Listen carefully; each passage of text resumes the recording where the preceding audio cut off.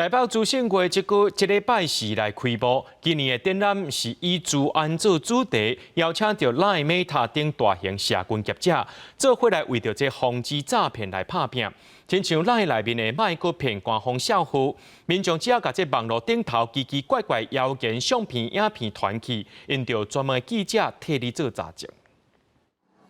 数位时代先行体验。台北资讯柜主办时起国，现场为 AI 科技应用，也有游戏通互民众体验。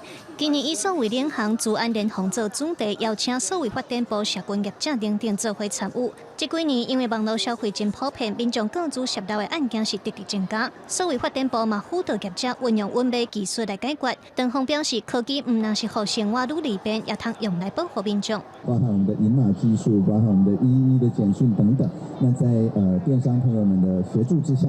的各自外泄通报件数，就从3月、4月的最高峰到上个月已经归零了，已经变成0件了。所以意思就是说，只要大家齐心协力，我们就可以一起建构同时具有韧性跟信任这样子的数位世界。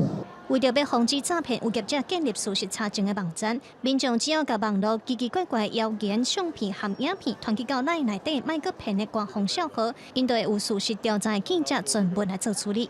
那假如说我们在沟通的时候，建立在这个不实资讯的内容上讨论的话，就会造成很多问题。针对这些细节去做查证，然后把它分门别类，然后再做成像这样的查核报告，然后告诉民众，这个是真的或这个是假的这样。另外 ，Meta 原来是多数人定爱使用的社群媒体，因和警政署合作开发开讲机器人，让民众家己做诈骗集团，安尼对诈骗的手法嘛愈了解。